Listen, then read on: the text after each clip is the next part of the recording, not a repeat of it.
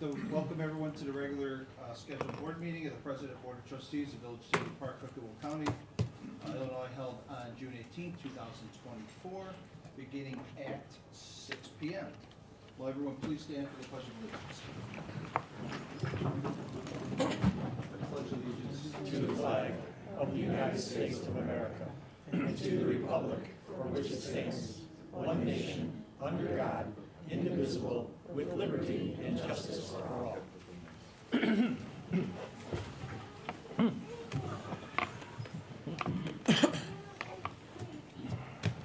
Madam Clerk, you please call the roll. Trustee Brady? Here. Trustee Brennan is absent. Trustee Mahoney? Present. Trustee Mueller? Yes. Trustee Shaw? Present. Trustee Sullivan? Here. President Glotz? Present.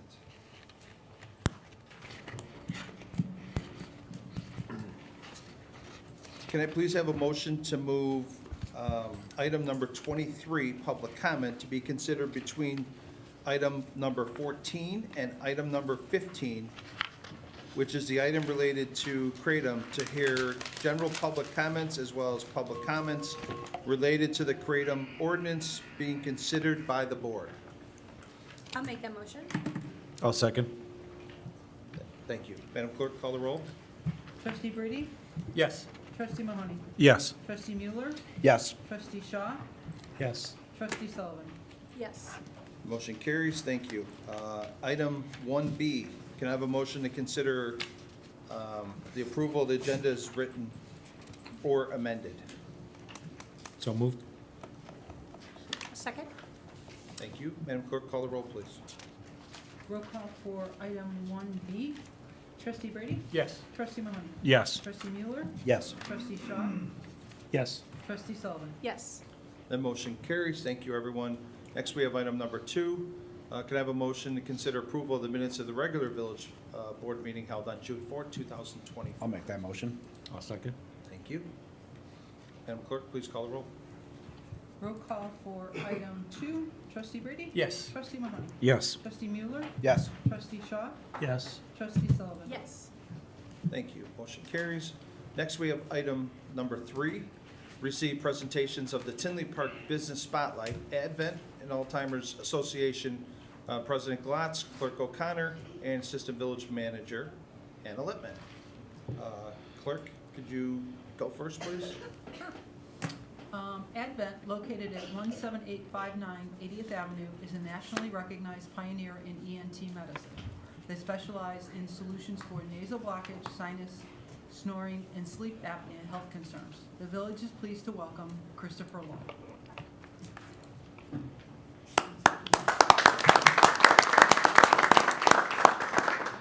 So you stole my thunder a little bit there, given the intro, but I appreciate that. Sorry about that. So my name is Chris Law. I'm the market manager for Illinois for Advent. We've been around for about 20 years now. Started originally in Milwaukee, Wisconsin, so just up the road here. Very excited to be in this part of the Chicagoland area. We've got locations all throughout Chicago. We're at 8 currently. Just came down south here back in March timeframe, so we're in Tinley Park and Joliet as well. Provide an excellent value for our patients. Very unique to most ENT practices, something that you can get in our office, get seen by a physician, a surgeon, have a procedure within a 20-minute to 30-minute time frame, get a CT scan in our office as well. It's kind of a one-stop shop, helping people with breathing issues, allergies, sinus issues. If you've got that chronic sinusitis, the springtime allergies, or you suffer from what we call sleep divorce, meaning you're stuck on the couch or in the doghouse because you're snoring so loud. Help with a lot of different issues and procedures with that. Like I said, we have a great business proposition, a great thing for our patients, and helping people, live a much better life. It's very interesting. We have so many patients that come to us and they go, well, I didn't know that I was supposed to breathe like this. So please come see us. Again, 17859 80th Avenue here in Tinley Park, right by the Metro stop and the Union Bar and Grill. So come see us. Thank you. Thank you. Thank you.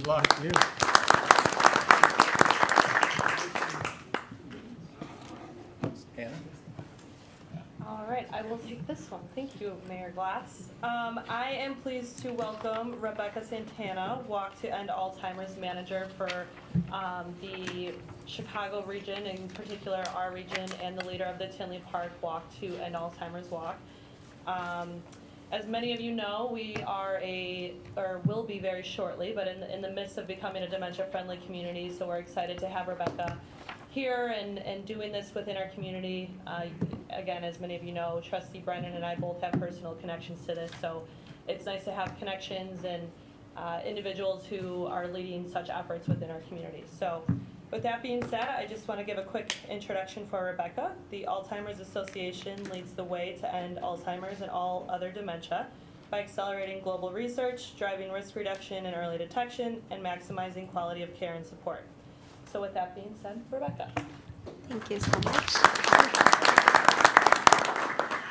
So my role within the Illinois chapter of the Alzheimer's Association is to support all of the southwest suburbs. I do like to share that in addition to offering free educational programs and local community support groups, we do have a 24/7 helpline, which I think is underutilized. 24 hours a day, 365 days a year. We do have dementia specialists and master level clinicians available to take call, offer emotional support, de-escalate crisis situations, navigate resources. We do also do public advocacy, both at the state and federal level, and then we do advanced science towards research. Our goal is to find a cure to end Alzheimer's disease, as well as all other dementia. And we really, especially this month being June, is Alzheimer's Brain Health Awareness Month, appreciate everything that the Village of Tinley Park does with their dementia-friendly initiative and just drawing attention to this cause. There are currently around 260,000 Illinois residents living with Alzheimer's disease. We expect these numbers to double by the year 2050. I did also want to invite everybody in the local community to join us. We have our nationwide signature fundraising event annually. So we will be Saturday, October 5th. That morning, we have an uplifting, family-friendly walk to end Alzheimer's Southwest Suburban. Here in Tinley Park, we'll be at the Metro Station on 80th Avenue, right next to Advent. So you can stop in and see them as well. And we have a lot of family activities planned.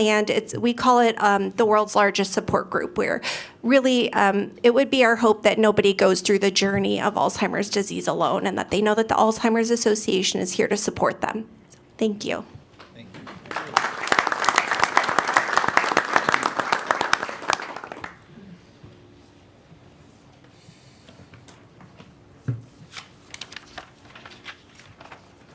Next, we have item 4. Is Amira in the crowd? Can I just say Yes. something? I'm not Amira.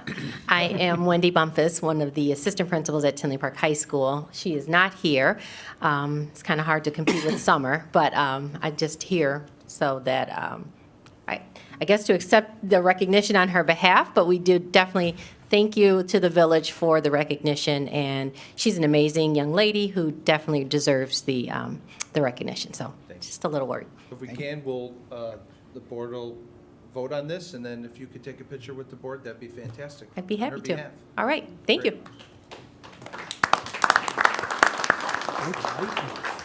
I'd like to ask the board for a motion to consider recognizing Amir Hamad on earning the first place in the Illinois State Writing Contest 2024 Letters to Literature. I'll make the motion. I will second. Thank you. She's a sophomore at Tinley Park High School. She has won the Illinois State Writing Contest 2024 Letters to Literature. Amira attended the recognition ceremony in Springfield on May 1st. So we'd like to congratulate her, and if you could accept it on her behalf, that would be wonderful.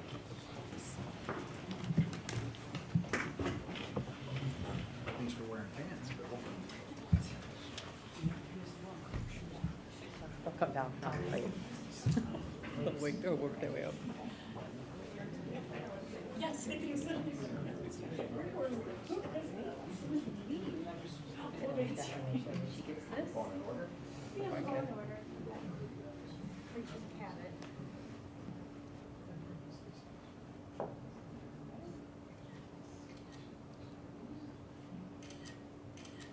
Thank you very much. Thank you. Thank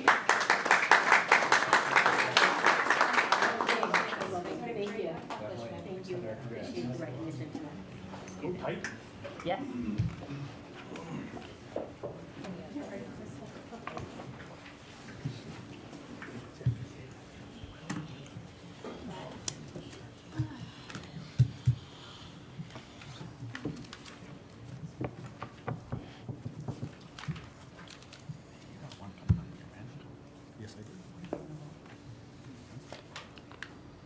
Madam Clerk, will you please call the roll? Roll call for item 4, trustee Brady? Yes. Trustee Mahoney? Yes. Trustee Mueller? Yes. Trustee Shaw? Yes. Trustee Sullivan? Yes. The motion carries. Thank you, everyone. Next, we have item number 5. I'd like to ask the board for a motion to consider proclaiming August 19th through August 25th, 2024 as Buddy Poppy Week in the Village of Tinley Park. I'll make that motion. I'll second it. Whereas the annual distribution of Buddy Poppies by the veterans of foreign wars of the United States has been officially recognized and endorsed by the governmental leaders since 1922. Whereas VFW Buddy Poppies are assembled by disabled veterans, and the proceeds of this fundraising campaign are used exclusively for the benefit of disabled and needy veterans and the widows and orphans of deceased veterans. Whereas the basic purpose of the annual distribution of Buddy Poppies by the veterans of foreign wars is eloquently reflected in their desire to honor the dead by helping the living. And whereas the citizens of Tinley Park are urged to recognize the merits of this cause by contributing to its support through donations for Buddy Poppies on the days set aside for distribution of these symbols of appreciation for the sacrifices of our honored dead. Whereas the citizens of Tinley Park are further urged to wear a Buddy Poppy as mute evidence of our gratitude to the men and women of this country who have risked their lives in defense of the freedoms which we continue to enjoy as Americans. Now therefore be it resolved by the President, Clerk, and Board of Trustees of the Village of Tinley Park, Cook and Will Counties, Illinois, that August 19th to August 25th, 2024, be designated as Buddy Poppy Week in the Village of Tinley Park. Adopted this 4th day of June 2024, signed by myself, Village President Michael W. Glotz, Village Clerk Nancy M. O'Connor, and Trustees William Brady, Dennis Mahoney, Kenneth Shaw, William Brennan, Michael Mueller, and Colleen Sullivan. You guys come up.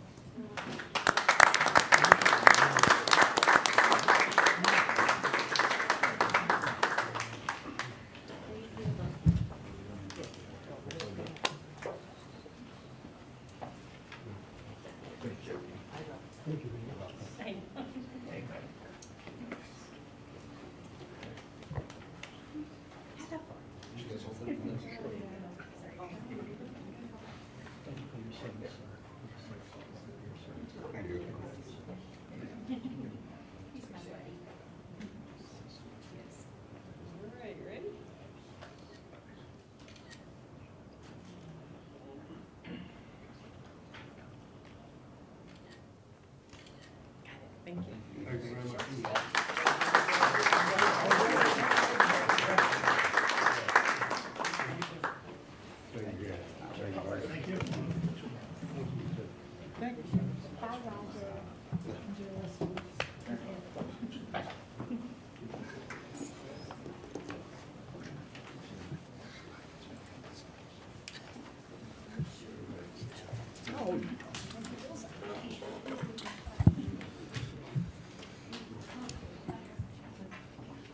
Madam Clerk, will you please call the roll for item number 5? Roll call for item 5, trustee Brady? Yes. Trustee Mahoney? Yes.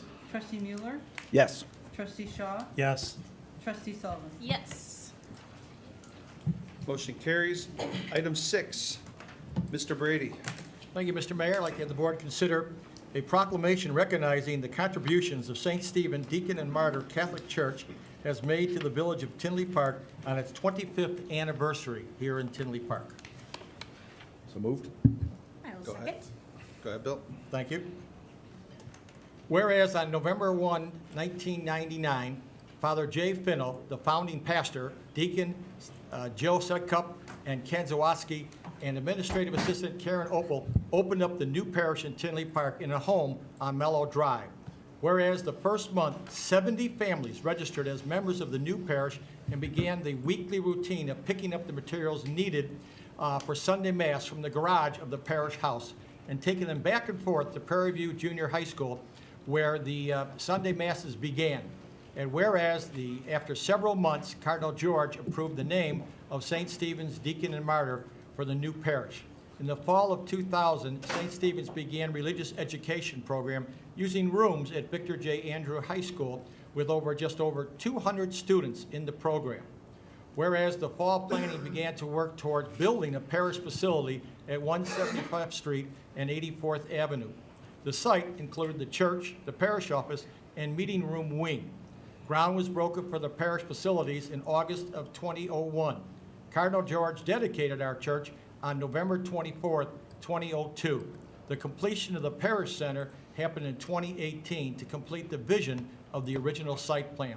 And whereas the parish continued to grow, we have over 4,000 households were registered at St. Stephen Deacon and Martyr, had one of the largest religious education programs in the Archdiocese of Chicago. Now, therefore, be it resolved by the President, Clerk, and Board of Trustees of the Village of Tinley Park and Cook and Will Counties, Illinois, on behalf of over 57,000 citizens, here as represented hereby by recognizing the contributions of St. Stephen Deacon and Martyr Catholic Church in the Village of Tinley Park, are all citizens of the village to join us in expressing gratitude and appreciation to this church on their 25th anniversary, adopted this 18th day of June, 2024. Signed by the Honorable Michael Glotz. Sorry, Mike, I'm just so nervous being around you. And all of the board's members as well. So we thank you all for that, and all of you that are part of this board to witness this great celebration of the 25th anniversary of our church, as I am a resident of that church. Parishioner. And parishioner. You need some water? Yes. Thank you. Thanks, Bill. No problem, thank you. Want to read it again? No? Madam Clerk, will you please call the roll? Roll call for item 6, trustee Brady? Yes. Trustee Mahoney? Yes. Trustee Mueller? Yes. Trustee Shaw? Yes. Trustee Sullivan? Yes. That motion carries. Thank you, everyone. Next, we have item 7, trustee Shaw.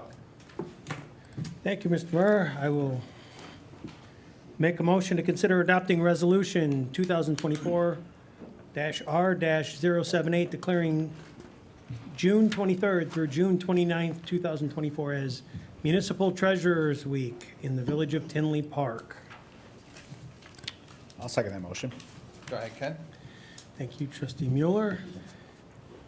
I would ask that we consider declaring June 23rd through June 29th, 2024 Municipal Treasurers Week and extend appreciation to the members of our finance department and to all municipal treasurers for the vital services they perform and their outstanding dedication to the community they represent. Thank you, Ken. Any comments from the board? Madam Clerk, please call the roll. Roll call for item 7, trustee Brady? Yes. Trustee Mahoney? Yes. Trustee Mueller? Yes. Trustee Shaw? Yes. Trustee Sullivan? Yes. The motion carries. Thank you, everyone. Next, we have item number 8. I'd like to ask the board for a motion to consider the appointment of Kyle Vester to the position of village engineer. I'll make that motion. I'll second. Thank you. Kyle has over 10 years of municipal engineering experience, including road improvements, site plan reviews, permit application review, site inspections, capital improvement projects, budget development, and a stormwater management. This includes experience working in a municipality with a public utility agency and with architectural engineering firms. Kyle holds a Bachelor of Science in Environmental and Natural Resources Engineering, a Bachelor of Science in Neurobiology, in physiology and a master's degree or master's of science in engineering. Kyle is a licensed professional engineer in Illinois. Consider appointing Kyle to the position of village engineer effective July 1st, 2024. Is Kyle here? You want to say a couple words, Kyle? Well, thank you for the opportunity. I've lived in Tinley for 7 years now with my family here, and looking forward to continuing to keep this a great community to live in and making it even better. So, Great. thank you. Thank you, Kyle. Welcome.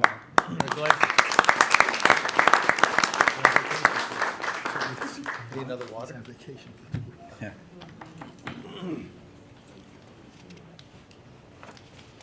Madam Clerk, please call the roll.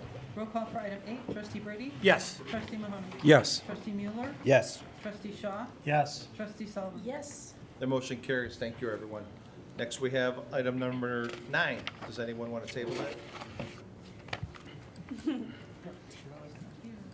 I'd like to ask for a motion to consider the appointment of Mr. William A. Brennan, who is playing baseball right now, or coaching baseball, to serve as President Pro Tem for 2025 fiscal year. I'll make that motion. I'll second it. Thank you.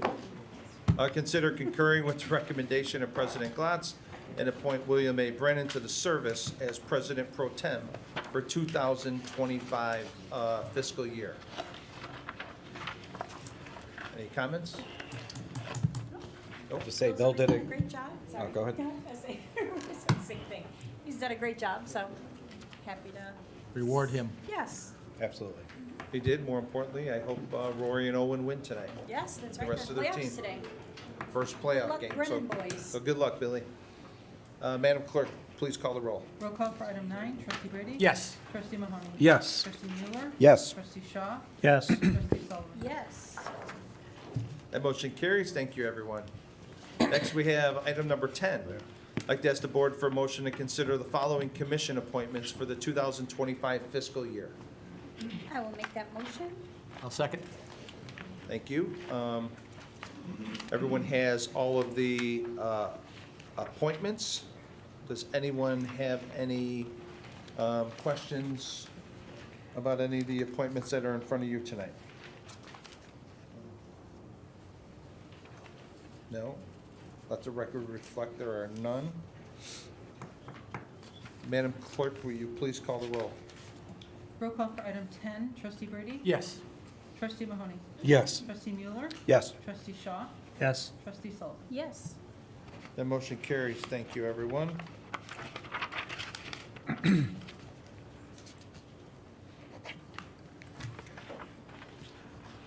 Next, we have item number 11. I'd like to ask for a motion to consider the following commission liaison appointments for the 2025 fiscal year. I'll make the motion. Thank you. Is there a second? I'll second. Thank you. All the liaison appointments are in front of you for the commissions. Does anyone have any questions or concerns on it? No? Madam Clerk, will you please call the roll for item 11? Roll call for item 11, trustee Brady? Yes. Trustee Mahoney? Yes. Trustee Mueller? Yes. Trustee Shaw? Yes. Trustee Sullivan? Yes. The motion carries. Thank you, everyone. Next, we have item number 12. Can I have a motion, please, to consider approval of the consent agenda items? I'll make that motion. I'll second. Thank you both. You're welcome. Consent agenda items have been publicly posted and always available for review on the agenda for this meeting. Would anyone from the board like any of these meetings removed from the consent agenda? Let the record reflect there are none. Madam Clerk, will you please call the roll? Roll call for item 12A, trustee Brady? Yes. Trustee Mahoney? Yes. Trustee Mueller? Yes. Trustee Shaw? Yes. Trustee Sullivan? Yes. Motion carries. Thank you, everyone. Next, we have item number 13, trustee Dennis Mahoney. Thank you, Mr. Mayor. I move to consider adopting ordinance 2024-0-030, granting a special use for a substantial deviation to the Park Place PUD to extend the occupancy deadline for Pete's Fresh Market Grocer and Warehouse to April 3rd of 2025. I'll second the motion. Thanks. Pete's Fresh Market seeks to amend the PUD and extend the completion deadline of the grocer occupancy from May 15th of 2024 to April 3rd of 2025 at 16300 Harlem Avenue in the B3 General Business and Commercial. The Plan Commission held a public hearing on May 16th of 2024 and voted 5-0 to recommend approval for the special use in accordance with the listed plans and drafted findings of fact in the staff report. This ordinance is eligible for adoption. Thank you. Is there any comments from the board? Yeah, if I can have the floor? It's all yours. Yeah, I'll just say that I certainly wish Pete's Fresh Market was already up and operating, but I do think that they've had a tremendous commitment to that area. I know that there's a lot of work there. There was a lot of work on the underground storage for the water there, and they seem very, very committed to it. So for the next two items, I'm going to be voting in favor of the extension. Like I said, I wish this was all done and dusted by now, but with their commitment, I'm happy to give them the extension. Thank you. Is there anyone else? Yes. Mr. Shaw? For the most part, I'm not going to repeat Trustee Mueller's comments, although I agree with them. I recognize that there have been some extenuating circumstances with Pete's, and I'm happy to see this moving along nonetheless. Many of the situations have not been of their making, and they've put a lot of effort into it. I'm optimistic that even with this deadline, they will still proceed, and I think we should do everything we can to support that and help them finish earlier than this date. So I, as well, am supporting these two items. Anyone else? Only comments I would like to make, like to echo what Trustee Mueller, Trustee Shaw said. Hannah and I met with Pete's and the owner, and they did say that they would have the trailers moved by the end of the month, which would be June now, right? So I don't know if we can condition that, but I would make that part of the PUD if we can. We should put a date that the trailers have to be off of Harlem and behind the building. Can we add something like that to it, or no? Was that part of the recommendations, or? No. I mean, they're not permitted there now, we're just giving them a little bit of leeway, so Okay. we can always enforce that. All right, they need to be moved by the end of the month. Other than that, sound like a broken record. Anyone that's dealt with NICOR or NWRD knows the problems that comes with that. They've been holding them up for a very long time. Just glad they're going forward. There's been a lot of hurdles. They had a main gas line running through the center of the parking lot, where people were wondering, why aren't they moving? Well, they can't. They're waiting for them to move the gas line. Then I believe Amazon bought most of your steel, so you're waiting on steel.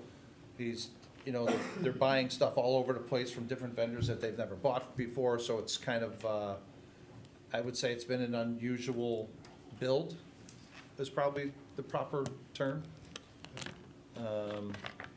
So that's my only concern is, obviously, you see them moving. We're going to be putting also in a Chick-fil-A in front of it, which is great. It's the one request I asked from Pete's, and they went after them and got it, so I'm very, very pleased with that. Is there anything, Eugene, you want to add to it, or you all good?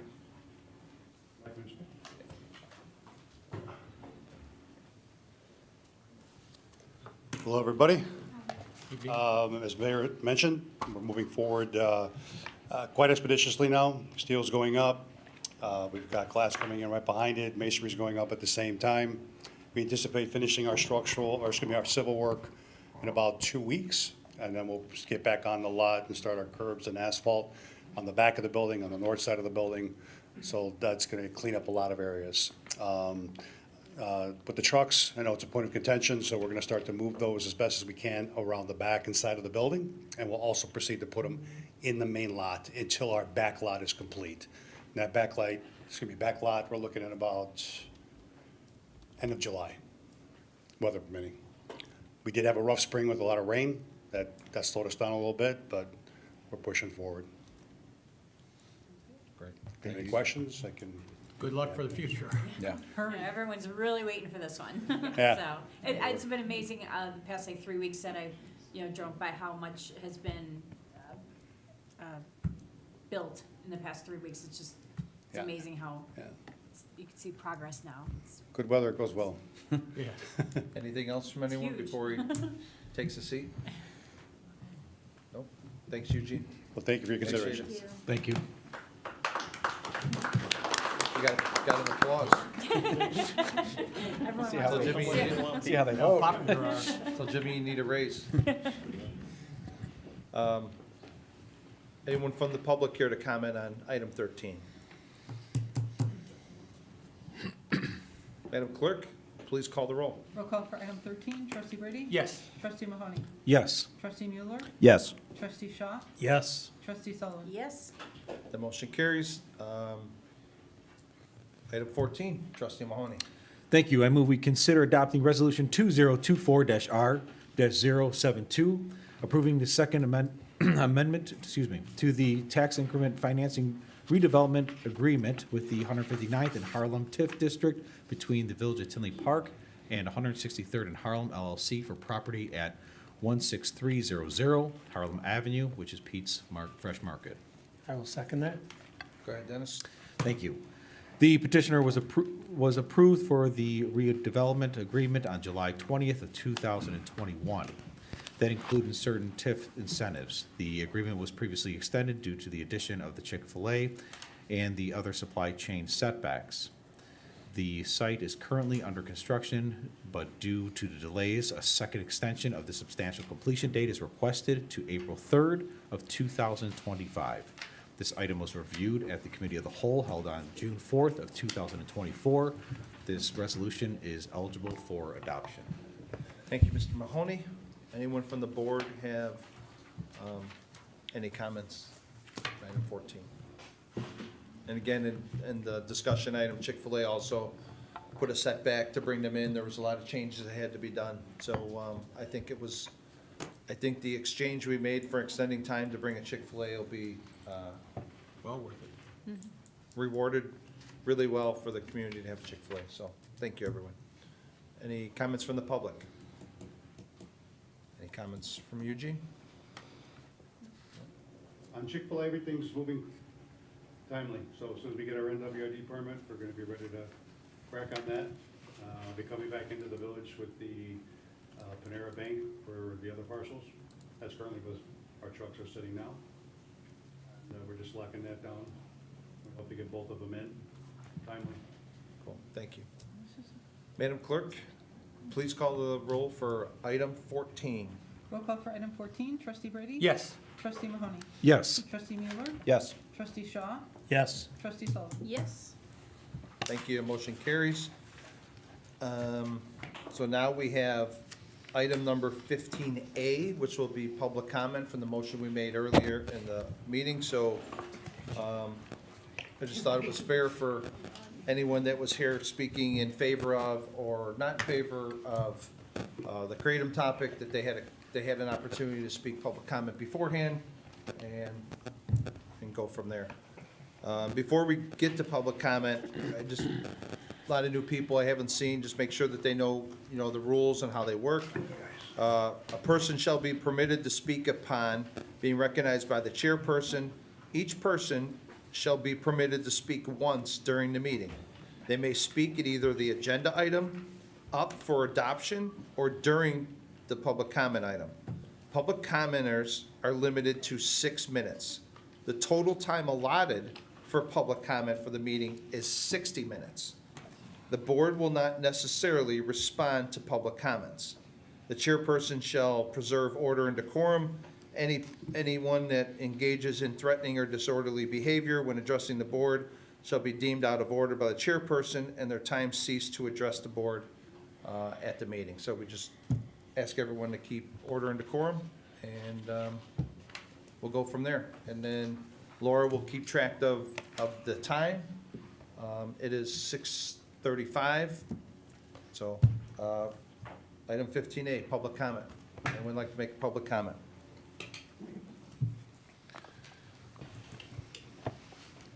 You need to approve me? No, it's all yours. All right, If you're thank wondering you. where you're at, there's a clock to your Oh, I left. got to you, your yeah. right, so you can. Thank you, Mr. President, trustees for having me. My name's John Schenholzer. I'm a person in long-term recovery from substance use disorders. For me, that means I've been clean and sober since August 10th, 1982. I got clean in the Marine Corps in between my second and third deployment, but my addiction started at St. Bridget's Catholic School, but I'm not gonna put that on them. Anyways, you know, I'm also the co-founder of the McShin Foundation, a national model for recovery from substance use disorder. We recognized on the congressional record in Congress, Virginia General Assembly. I have 3 House and Senate resolutions. I've traveled the nation helping communities establish recovery centers. I'm well known for reentry and correctional, doing programs. I've spoken in 46 different states and jails and prisons. I had the privilege of speaking in Cook County, which I thoroughly enjoyed, by the way.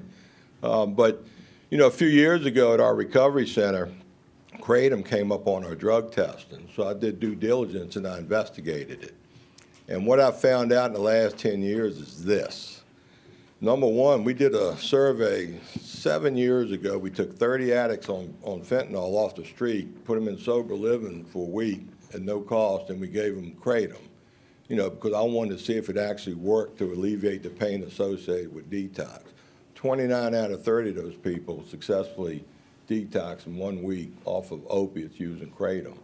The one guy run off because he had too much money and a girlfriend, and recovery wasn't his thing that day. But shortly thereafter, Virginia expanded Medicaid, which meant now we have a Suboxone clinic on every corner in Virginia, and they're starting to bankrupt our Medicaid money we got in Virginia. And that's because of the explosion of Suboxone clinics and addiction doctors. Well, along the way, what I noticed too, I'm a 12-step guy. I got a 12-step home group, a sponsor. Guys would come into the meetings, late on a Friday, detox, and I just tell them, look, just Google Kratom. Go down, get some Kratom. And, to a T, they would all thank me for that information. And also, we would use it as an engagement tool on a harm reduction side. Not every addict wants to get clean and sober, but they'll do something. And Kratom is a great engagement tool for the frontline peer workers that are doing the harm reduction work. What's that mean to us? Now I see a battle amongst basically what I'm going to call bureaucratic agencies, the FDA, Suboxone doctors, and the community, and regular folks that, let them make decisions and choices on which route they want to take and what substances they want to use for what purpose they want to use. Now it gets real good because a few years ago I started advocating on behalf of harm reduction, and I've met Kratom consumers all across America. And these folks that, they're not what you envision. John Hopkins did a survey on Kratom consumption. They only had a 3% addiction profile, 10% dependent profile, but that's 87% of the consumers. They don't have an issue with it, and they're horrified that agencies and folks like y'all, you have these laws you want to pop up that stigmatizes these consumers and demonizes a product that they consider to be an awesome product that solves their problems and issues. Now, back in December when I retired from McShin, I talked to my doctor about Kratom, and I said, all the conditions I got, the ailments I got. He wants to write me a bunch of, prescriptions. And I said, well, why don't I try some Kratom? I've done my homework. I've read the 500 scientific studies, the 100 peer-reviewed studies. I know the difference between taking 2 grams and 10 grams. He said, let's have that and report back to me. So I've consumed Kratom. I consume it. I know not to go over a certain amount because I'm not trying to get high on it. I'm trying to solve medical and healthcare conditions. And it works in my case. Just like the tens of thousands of Kratom consumers I've met in the last 5 years circumventing the United States of America. Now, I'm proposing either keep this tabled or perhaps take Kratom out of this ordinance y'all getting ready to vote on, because you don't realize the damage you're going to do. Kratom is a gateway substance into recovery for tens of thousands of people right now. It's also a solution that's not prescribed by a doctor for, tens of thousands of people nationwide. And, when you read and check up on Kratom and do your due diligence, you're getting your information from the same source, a special interest agency that's funded and run by special interest groups and organizations. I'm saying continue to vet this and get more information from the community that consumes this product, that doesn't have a problem with it. They're not what you think or dream of. These are regular good Americans that want to go to their neighborhood store and purchase a product. They shouldn't have to drive 50 miles away or go to a different state. So, I just can't stand up here and say enough good stuff about it. I do know there's a good and a bad and the ugly. In my county in Virginia, I have our Commonwealth attorney. We do underage prevention, misuse guideline. We do education in our community. We don't have a problem with Kratom in Virginia. We have a 21 and older law, well regulated. Another thing, when you buy a Kratom product, that is a good manufactured product. That is the FDA regulated dietary supplement guidelines they use. It's, not all Kratom is packed in a garage. It's adulterated. So if any questions, I'll be happy to answer a question. Thank you, sir. Thank you. Appreciate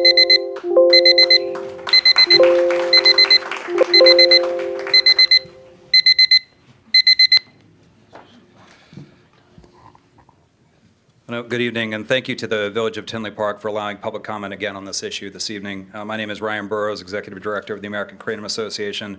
I am responsible for sending you those massive binders. Hopefully some of it came in handy. Certainly did not want to overwhelm you on this issue, but wanted to make sure you had all of the latest information in advance of this meeting. Some of the documents in those binders are already outdated. You may have read that 6 states have banned Kratom in the U.S. That will soon be 5. Just last week, the Rhode Island House and Senate voted to replace its ban with the regulatory version of the Kratom Consumer Protection Act. Your community needs you to work with them on this issue, clearly evidenced by the amount of citizens that made the effort to be available for tonight's meeting. I've also submitted for the record nearly 40 pages of signatures, and I have an additional 20 that I'd like to submit that were just handed to me, that signed a petition to encourage you to reconsider voting on a Kratom ban tonight. The reasons given on that petition range from pain relief to help with anxiety to a boost of energy and help with focus. Not everyone is able to take prescriptive drugs, or prescriptive drugs no longer work for them and prefer to turn to dietary supplements to help with their personal care. This is evidenced by the thousands of dietary supplements for sale in every community. Your citizens have a right to make a choice. Bans historically create gray and black markets. Why should your residents have to travel to a neighboring community to now obtain their Kratom products? Kratom is not federally illegal, it is not synthetic, and scientifically proven to not be an opiate. A ban would also impact current sales tax dollars, property tax dollars that the village is currently receiving, and potentially could result in store owners having to close their doors in your community. Dan, I want to thank you for taking the time to meet with the American Kratom Association last week. I shared with you, and I hope the board has had an opportunity to review a draft of a regulatory approach to Kratom in this community. Immediate and very effective suggestions in this draft include limiting the sale of Kratom products to those over 18 or 21. Additionally, we propose placing Kratom products behind the point of sale counter to ensure the transaction is conducted with the actual person making the purchase through an ID check. Additional components of this draft include an application process to register their business, and during this application process, the business owner can come before the board, who has the final decision, to present their business plan and SOPs in place for its associates. This particular draft ordinance is very similar to one that's in place in St. Charles County, Missouri. At a scientific conference in February, the Deputy Commissioner for Policy, Legislation, and International Affairs discussed the FDA's interest in thinking about what the regulatory framework for these products should be. That the products are clearly properly labeled and not making it into the hands of children. In my prior testimony, and I provided to you in those binders, I discussed the FDA dose finding study underway and its admission in federal court that it cannot determine if Kratom is dangerous. The FDA is clearly changing its opinion. Please work with your community and come together as a board to adopt a regulatory model that keeps Kratom accessible here in the village of Tinley Park. Thank you for your time. Thank you.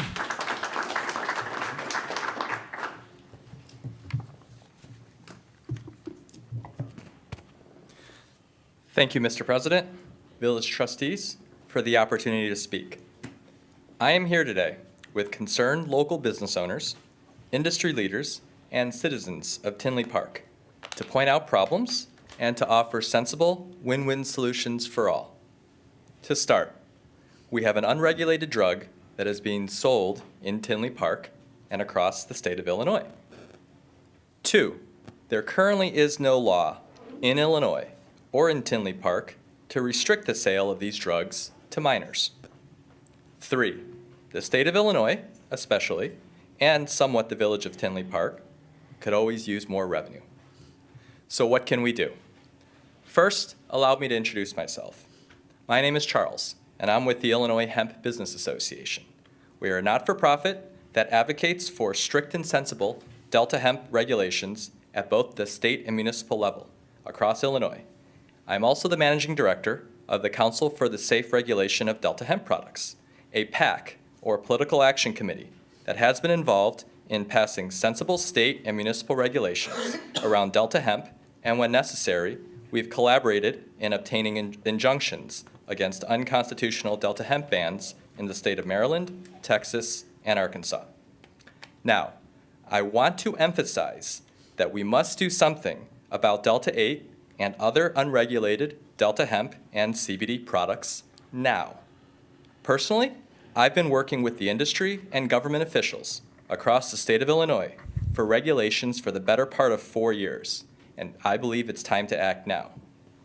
At the state level, House Bill 5306, introduced and sponsored by State Representatives LaShawn Ford, David Vella, Maurice West, Kevin Olakaw, Abdel Nasser Rashid, and State Senators Lakezia Collins and Ram Villavelum, implements a comprehensive licensing and regulatory structure that will provide public health and safety the protections that are needed in both fields. This must be done right, without favoring corporate monopolies or starting a new war on drugs that targets small businesses and minorities in Illinois. We do not support a ban on the industry, and we do not believe in handing the independent hemp industry over to a couple of rich out-of-state investors that currently own and control the licensed cannabis market. I am gratified to have responsible hemp industry business owners to join me here in Tinley Park to support and propose, as an alternative to a ban, a set of strict regulations that will benefit everyone here today. As you government officials know, we don't often see companies come to a municipality asking to be strictly regulated and to be taxed. And I hope the trustees will appreciate how hard it is to find responsible business owners like Ken from WSCBD, right there, or Jessica from Smoky Top, and others here that voluntarily want to be regulated and are willing to be voluntarily taxed by the government. It's usually one of those get out of the way. So thank you, Ken, thank you, Jessica, and others for wanting to protect the city of Tinley Park, its children, and the consumer. Currently, we know the state of Illinois is facing a massive $891 million fiscal year budget deficit. And while I applaud the village of Tinley Park's comparable fiscal prudence, you guys are nowhere near the state of Illinois, the fact remains that the potential revenue opportunity should be exciting for everyone in this room. At the state level, the proposal to tax these products being sold right now would yield an estimated additional $1.5 billion in revenue over the next few years. Of course, safety is first, and everyone standing here agrees that the minimum purchase age of Delta hemp consumer products should be 21, that look-alike products that mimic candies that are appealing to children should not be allowed, and that responsible dosage caps and other key protections must be put in place. Our proposed legislation does that and more. In addition, the legislation includes a ready-made framework for easy implementation for municipalities looking to opt into regulation and to participate in this new revenue stream. We also are not naive. We know that there will be those that want to game the system to make a fast buck, which is why our model ordinance requires anyone making or selling these products to also be approved at a local level. That way, if you break the law and if you don't follow the rules, you lose your license. At the same time, while we want strong regulations, We don't want to kill what today is a growing multi-million-dollar industry in Tinley Park alone that services thousands of residents in Tinley Park and the surrounding communities. The dangerous war on drugs showed us that prohibition doesn't work. Every parent, myself included, knows how hard it is to get our teenagers to listen. And when I tell them no, what my son hears is, "That must be cool." All in, what a ban would do, it would encourage crime, drive consumers to an unsafe illegal market, drive local tax-paying businesses out of Tinley Park, and transfer sales of these products to home delivery services and e-commerce companies outside the borders. In addition, this ordinance, as written, would also ban Red Bull and other similar energy drinks that utilize synthesized caffeine, Benadryl that utilize synthesized diphenhydramine, Tylenol that utilizes synthesized. Thank you, sir. Thank you.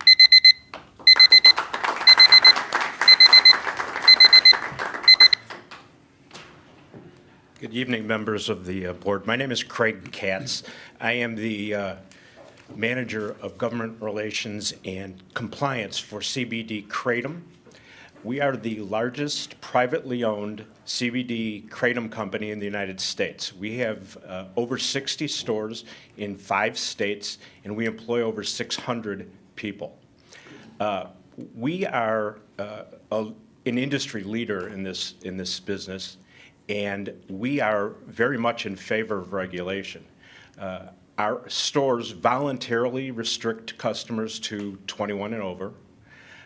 Our salespeople, who are called doyens, take an educational course, which is the equivalent of a college course, in learning the ins and outs and the regulations involved in the products that we sell.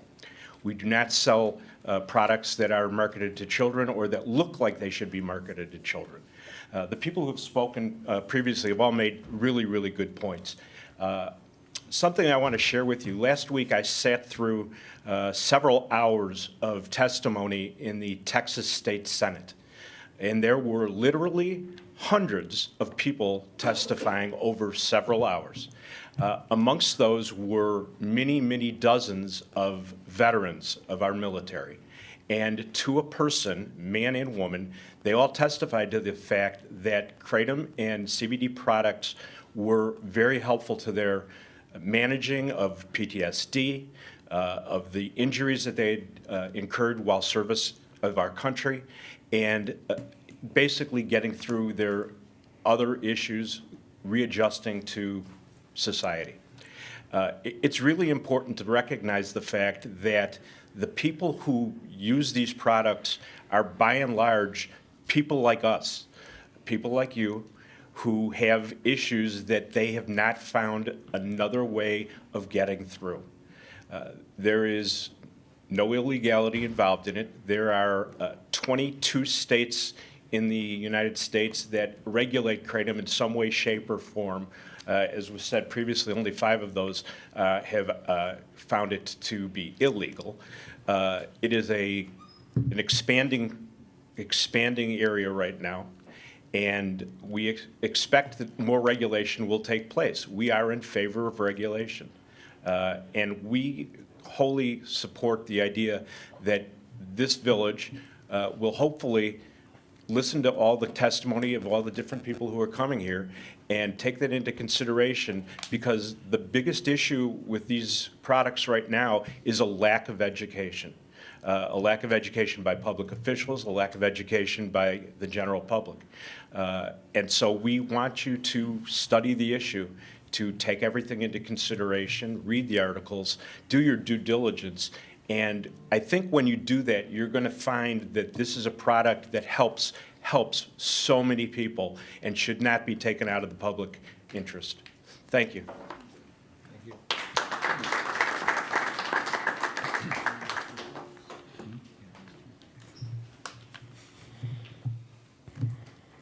Any other comment? I have something quick to say. My name is Ken Simchuk. My wife Agnieszka, she owns a store. You guys know what the KCPA is? What was it? The KCPA? KCPA. It's the Kratom Consumer Protection Act. There are 4 states that got the evidence, and they actually protect the plant. So nobody can come in and do what these cities in Illinois are doing right now. You have Georgia, Utah, Nevada, and Arizona, and Virginia. I just want you to think about that and say that once they got the evidence, they read it, and they erred on the side of common sense. So that's all I need. Thank you.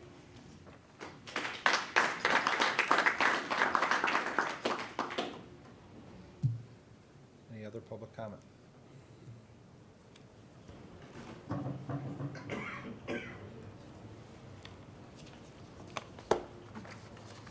Can I bring this up too? Sure. Thank you.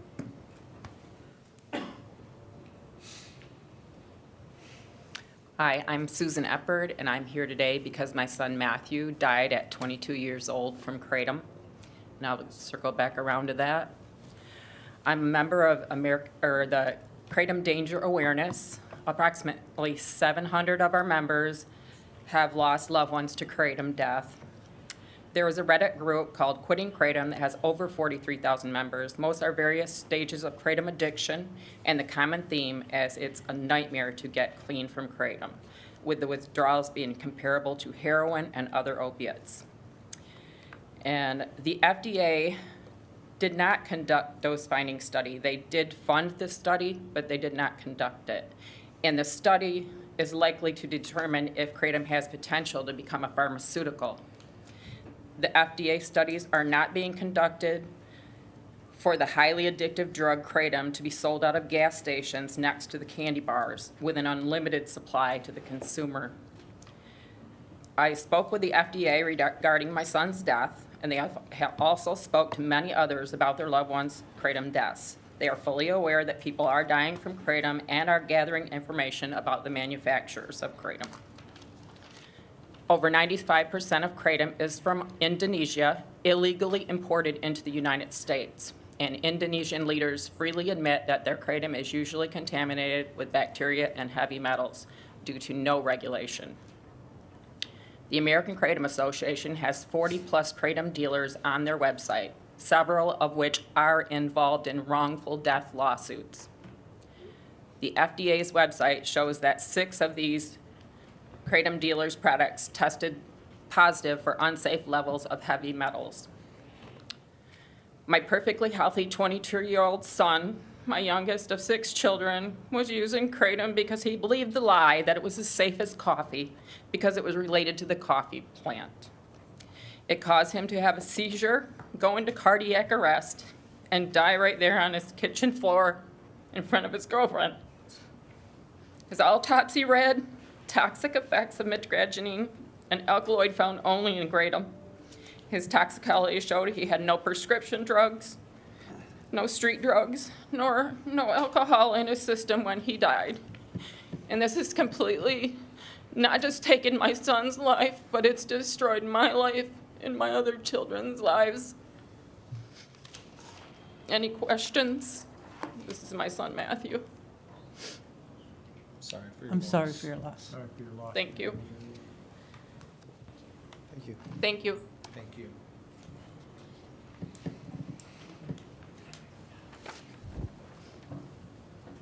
Any other comment? Let the record reflect there are none. How you doing, everybody? My name is Mohammed. I'm the owner and co-founder of Caravana. We are a I'm sorry, Kratom. could you speak up? Yeah, can you hear me? Thank you. That's better. Thank you. No problem. So my name is Mohammed, owner and co-founder of Caravana. We process Kratom out here in Illinois, actually in Orland Park. We're actually affiliated with the AKA and members of their association. We did have OSHA come visit us and inspect us, the EPA, the fire department, everybody. We do the process, the whole 9 yards, the right way, CGMP. There is no toxic involved in our process or our operation. It's food grade process, the whole 9 yards. 21 plus, no children attractive, no kids attractive, no cartoons, graphics, none of that. We label all our packaging with 21 plus. Sell it. Never had a complaint, never had anybody die. We don't have a lawsuit on our backs. Took a chance today, came speak up about this industry because we understand that there is a lot of bad players, you know, that ruin it for all the good players. We spend millions of dollars into our operations and our infrastructures and have full-time employees do the process the right way, spend the right money on the right equipment and the right process, CGMP, get audited on a yearly basis by Perry Johnson, you know. And there's a lot of good people like this in this industry that don't deserve to be banned or, you know, taken out of this business to monopolize it to a different industry or whatever the case is. We believe in regulations. We want to be regulated. We want to do things the right way. We believe in it, you know. And I appreciate your time. Thank you so much. Thank you. Thank you.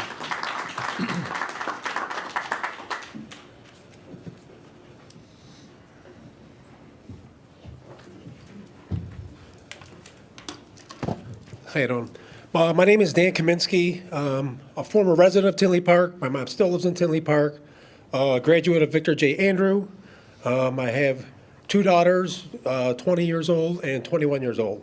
So I got into the hemp industry in 2019 when it became federally legal. I looked at it as a good opportunity. A former other business owner took the opportunity and opened a store in another community. We've been very successful educating our customers, the community, with the products that we sell. You know, the problem is nowadays that your options are prescriptions or you can go to a dispensary. You know, we carry products that are a little bit different that have similar effects, but you don't have to worry about having your ID scanned when you go to the dispensary. Because if you have a FOIA card, you cannot go to the dispensary. It gives you different options. You know, I've been to several dispensaries myself as a customer and as just checking it out. And you don't get the education that a lot of us give at the stores about the products. I mean, the persona is, oh, I work at a dispensary. It's a cool gig. They got lobes in their ears, and they're not really there to serve the purpose that the customer really needs. What we sell is for medicinal purposes. It helps you sleep. It helps you relax. It helps people with stress, anxiety. From my store, the average customer is probably 35 years old. It's all older customers. I have customers coming in now that could be in their 70s, but 3 years ago they were a little, wary because of the whole cannabis industry. I just want to say that what we sell are safe products. Everything is lab tested. Every product that I distribute and I sell has a certificate of analysis. Many manufacturers, like those guys, are DEA certified facilities where they have to test the product. I mean, we're not some bozos trying to sell poison to kids or synthetic drugs, because that's what you hear. I mean, we're good people. We run legitimate businesses. We do the best we can with employees to make sure that we enforce the 21 code. This is our livelihood. I mean, if this ban goes in place in this town, it's going to hurt some people, if not put them out of business. If this continues in other villages, it'll affect my business. I mean, we're all here to, look for the support. And like Charles said, let's get some regulation in place. I mean, we're all for it. I mean, it's business for us, and it could be business for you. Just again, hearing everything we said, we look forward to maybe future conversations and some regulation for Tinley Park. And again, thank you for your time.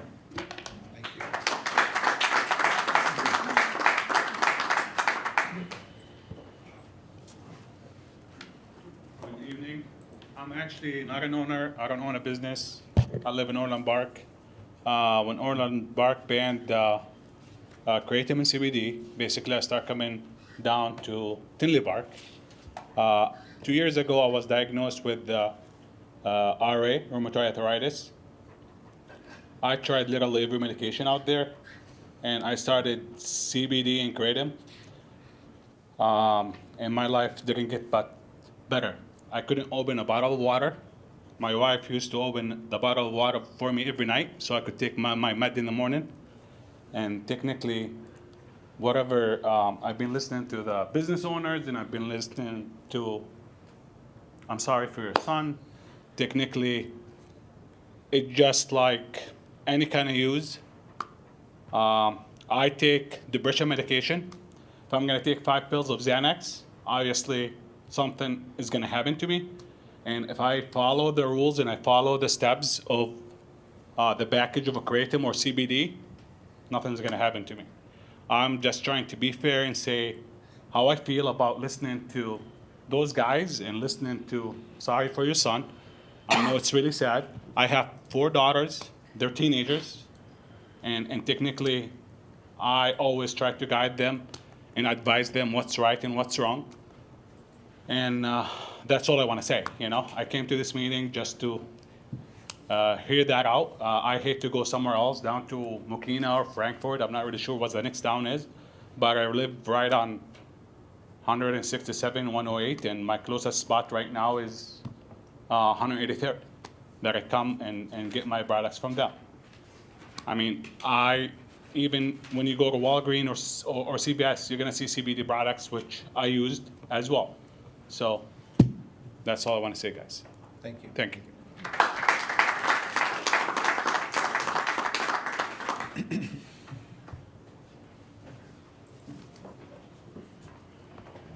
You're called to duty. Yes. My name is Mohammed. I'm with Charles. We're on the Illinois Hemp Board. Charles pretty much covered the whole skew of, we are for safe Delta regulations. We are for 21 and older. I know several of these store owners over here, they already enforce the 21 and older. It's, it's mandatory in their stores. You have to be 21. They card everybody that comes in. I just had one thing to add in the sense that, you guys are labeling these products as synthetic when indeed they're not synthetic. These are all natural products. So you have Delta hemp, which comes from a hemp plant. You have Kratom, which comes from a Mitrogenia plant. They are indeed natural plants, that are extracted and used for these purposes. So I want you guys to reconsider your vote, and hopefully we can come to a conclusion on regulations for Delta and Kratom. Thank you. Thank you.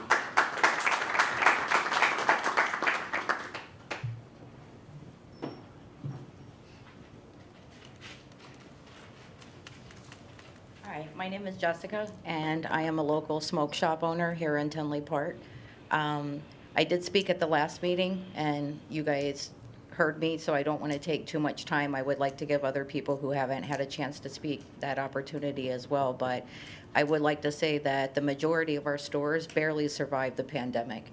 If this ban goes through, it's significantly going to hurt all of our businesses. Like, truly, you'll definitely lose a few of them. All of us are all taxpayers, of course. We pay all of our taxes on all of our sales, all of the products that we sell, which also generates back into Tinley Park, and that would be a significant loss for you guys. I ask that you don't make the decision today, and if you could maybe pause this again, look into doing the regulations. I'm an owner that's down for that, whatever it would take to do that.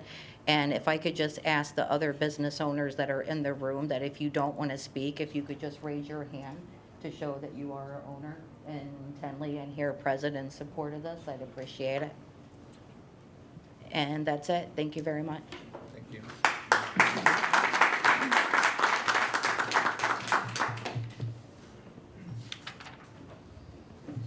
Sure, go ahead. Hi, my name is Michael Menius. I reside in Tinley Park. I graduated from Andrew High School in '97. My parents still live in Tinley Park as well, longtime residents. I am for Kratom. I gave it to my mother, my father, who are in their 70s. They got arthritis, they got pain, they got nerves problems. I give it to my daughter who's got ADHD, give her the hemp gummies before she goes to school. I'm not going to give her Adderall. I'm not going to give anybody Xanax. And we're not for that. This is an alternative solution to this stuff. I have a veteran that comes in. We only Happy Days all over the place. We have a veteran that waits for us to open every morning at 9 o'clock in the morning. He walks around the plaza to get his Kratom shot. If he doesn't, he's going to grab Xanax. And Xanax turned him into the hospital so many times. So the people like him all over the place, it's going to hurt him. More effectively, and I'm sorry for your son, more effectively, the gains, it's got the gains versus the negatives. Yes, it is addicting, but it is like coffee. Coffee's addicting.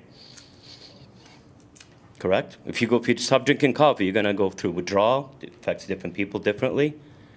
You cannot consume alcohol with Kratom. You cannot consume any hard substance, one drug with the Kratom. And this is where the problem started happening, is that people mix the Kratom, the users, for other things, and then we get mixed up with those bad substances that they take. There's a lot of benefits to this. Let's educate ourselves and get back to the subject with regulations instead of just hard ban, because it will affect the business owners, the customers, the community a lot worse than you guys think. Thank you. Other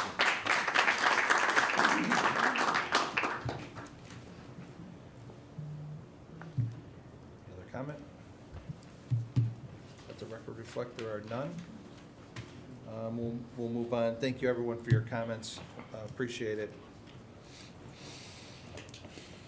We will move on to item 15B. Trustee Mueller, would you take that one, please? Yeah. I move we consider removing from the table and adopting ordinance 2024-0-029, establishing a new section 132.70, prohibition of Kratom, novel, synthetic, and psychoactive drug businesses, and Title 8, General Offenses, Chapter 132, Offenses Against Morals of the Village of Village of Tinley Park Village Code. Kind of went Brady over there. Sorry about that. I made a motion. Is there a second? I'll second. Thank you. Go ahead. The ordinance adopts regulations prohibiting the sale, delivery, and production of synthetic and psychoactive drug products, including Kratom. This item was discussed at the Committee of the Whole and Village Board meetings held on May 21st, 2024, and is eligible for adoption tonight.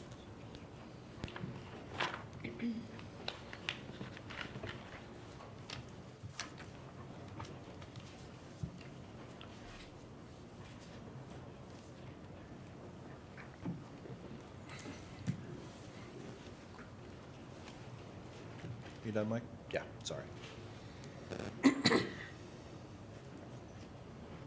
So I would just like to add, I was not at the last meeting.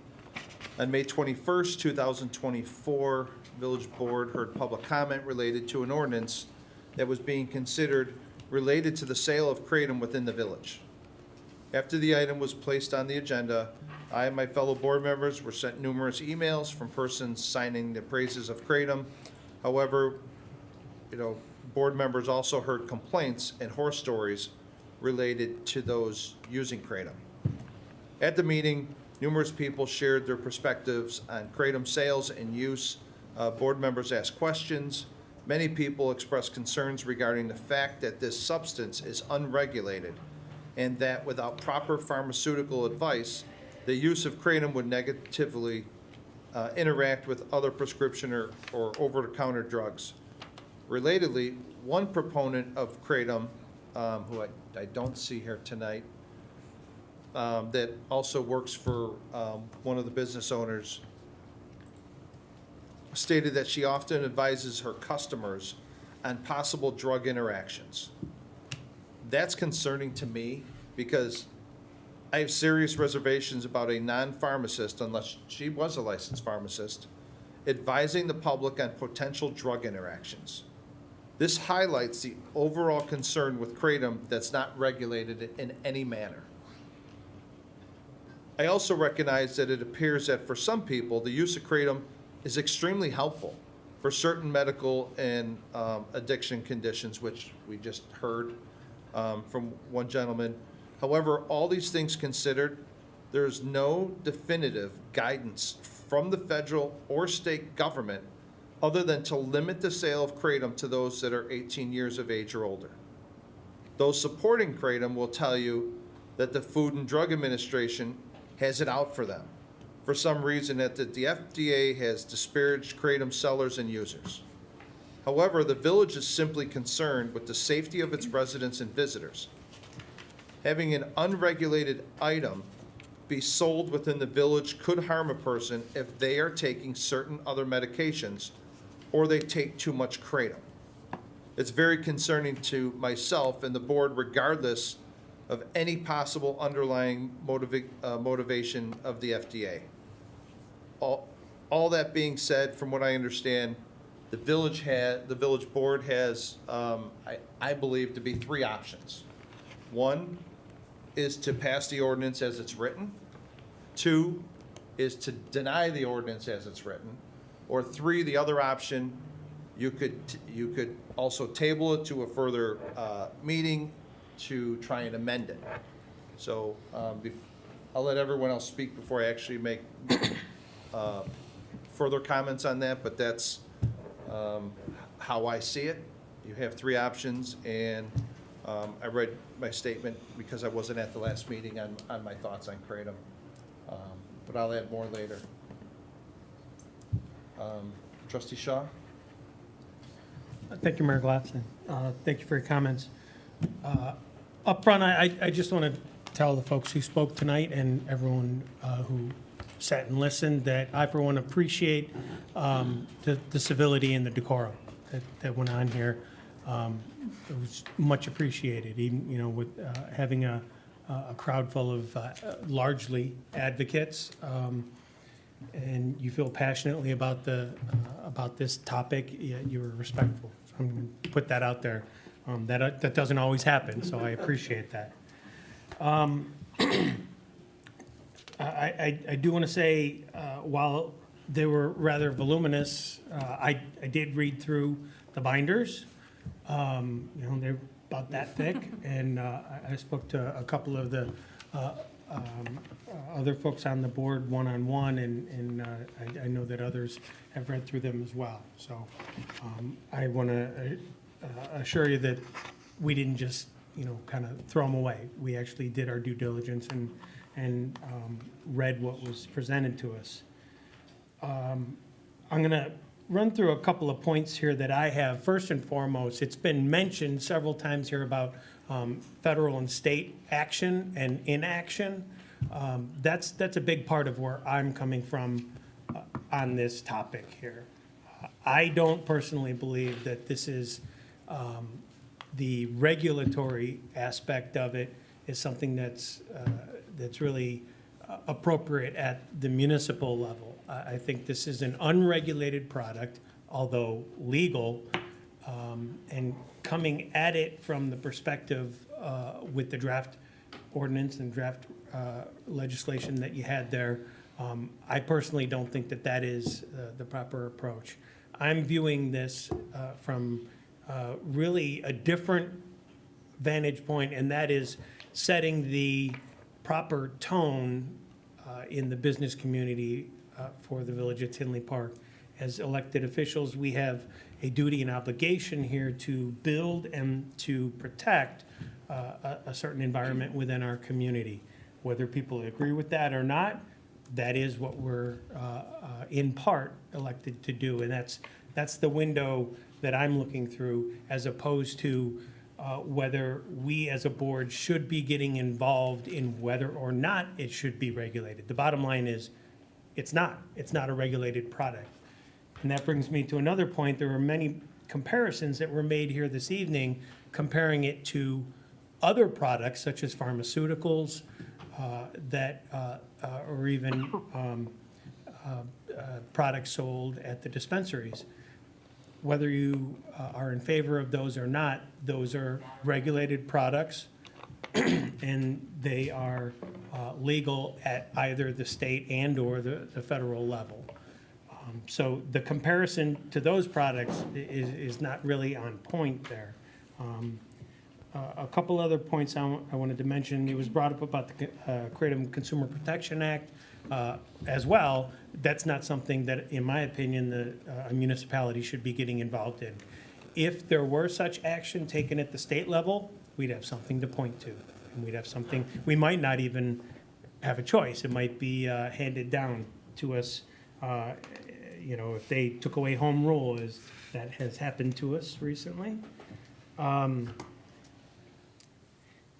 just as a blanket statement, as a general rule, I wouldn't necessarily be in favor of considering draft legislation that was presented externally by one, especially by an interested party.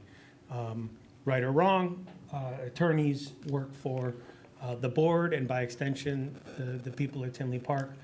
In my opinion, everything should be coming from our attorneys directly. So,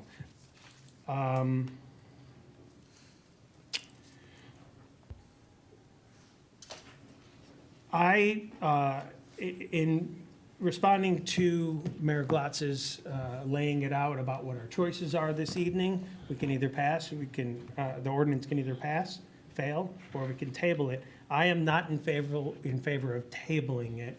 I am in favor of moving it forward to a vote, and I am in favor of passing it as drafted. And my primary reason for that, other than the reasons I just stated, are that in there, I think we've been fair in that for a business that has it as a primary use, we have what I believe is a fair time frame of 12 months. Secondary is 6 months. I think, in my opinion, we need to start the clock. Once we do that, it's not like it happens tomorrow morning. There is still opportunity, and I would advise advocates to continue to make your case, because unless and until we get to the end of the ticking clock, it's not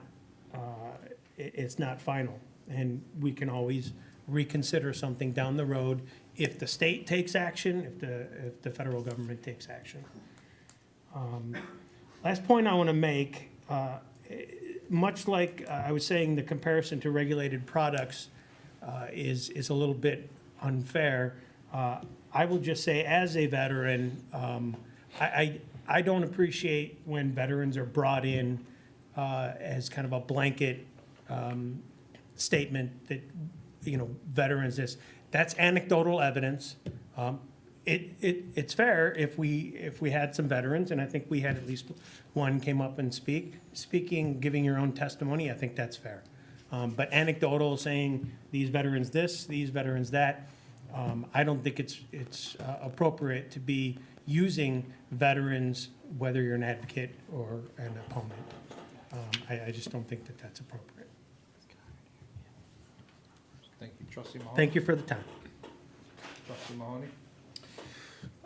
Yes, I appreciate everybody coming in and speaking on this topic, whether it be for positive or negative. I appreciate everybody sharing their personal experiences, firsthand experiences with themselves or family members or friends. I look at this through a couple different ways. I look at this as a supplement or a product that, is technically not regulated, right? But in the same fashion, I'm an electrician by trade. I'm not a doctor up here either. So I find it hard for myself, to shut something down when there are further products out there that are not regulated, and some are regulated and they're dangerous as well. There's several different ways to look at this. There's plenty of supplements on the market through nutritional shops that are not regulated or, certified by the FDA, but they're able to be on the counter. So I appreciate the information that we received tonight. I appreciate everybody's time and efforts that they put into this. There was a lot of good information in that binder that, as some of the trustees said, we did go through. We did do a deep dive in to the information that was presented. We've had, several discussions on this situation as well, and I feel that we've all done our due diligence and vetted through this is the best as we could. So, thank you. Thank you. Trustee Sullivan? Yes, thank you. First, I want to thank everyone who spoke in such a respectful manner. I really do appreciate that. Thank you for the information that was sent over to us, and I appreciate the board allowing this extra time for all of us to kind of take in a little bit more information regarding this. I do want to say that, I don't want to speak for the entire board, but knowing everyone, we've become friends and on a personal level, I know that, the health and safety of our residents takes priority over any revenue that comes into the village. I don't care about the revenue part of it. I care about the safety part of it. As Susan spoke about her son, to me, that's one too many that died from this that we were made aware of today. However, I do think that there are some very, everyone who spoke tonight seems to be very responsible business owners. But, it's also mentioned that bad players ruin it for the good players. So there is that potential out there for something to get into the hands of, somebody that's not aware of it or not educated enough for it. Another thing that was mentioned is you can get high if too much of it is consumed. That's concerning to me. Even if somebody's 21 years old, Susan's son, 22 years old, passed away from this. So to me, having an age restriction of 21 and older doesn't seem to, it didn't work for him. So, but I am in favor of putting regulations in place. From the people that spoke today, I think that this is something that can be worked with these professionals that came in here to come up with some solutions of regulating it. I just, as it sits right now, I'm not comfortable having it available the way that it is. We did receive a list of the places around Tinley that do have that available, that Kratom products available. I don't think they're all here, so not everyone spoke from each place. So I don't know. I don't know if every business in Tinley is going to have the same knowledge to pass on to their customers about regulating it and dosages, and it's just a lot of information that if somebody took it in the wrong dose, it could be lethal. So I do have a concern with that. So I am for regulations. If, I don't know what the board wants to do with this. I know that, I asked to table it before, so I don't know if that's something everyone wants to do again, but just as to show respect for the owners in this town. But like I said, regulations are more important than revenue for me, so. Trustee Bueller? Yeah, I'll just say, I'm not going to repeat a lot of what was just said, but, short of regulations at the state or federal level, I don't know how Tinley Park can protect its residents from the bad actors that have been talked about here today. So I'm going to be voting in favor of this as it stands right now. I don't think that we have the resources or the ability to regulate it at the municipal level, as Mr. Shaw has indicated. I will disagree with the rest of the board. I don't think we were presented information. We were presented data, and this was what was presented to us to help convince us that we should table this item. I find that rather insulting. It's a lot of undigested, unsummarized, just data. And what we would have probably preferred is information. I know that they have it on the website. I went through all the different advocacy groups' websites, and there was more condensed down versions of it. But I will disagree with everybody that we were presented information. We weren't. This is just a library of data. But that's where I stand. Thank you. Trustee Brady. Well, what's nice about being last is that 5 people ahead of me have already spoken very eloquently concerning this issue. I did want to bring this up, help Trustee Mueller. For those of you who didn't see this, this is our Cliff Notes that we were given by you, sir. Nice job. We appreciate that because we had a chance to refer to the library, as Trustee Mueller mentioned, on it. Again, I'm not going to belabor the obvious, everything that they've spoken, starting with the mayor and going down to the rest of our trustees, I'm in favor of.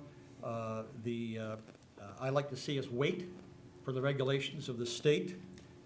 As already mentioned by Trustee Shaw, we are not pharmacists, we are not scientists.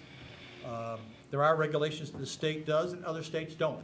Okay, we know that. We saw that in your reference book.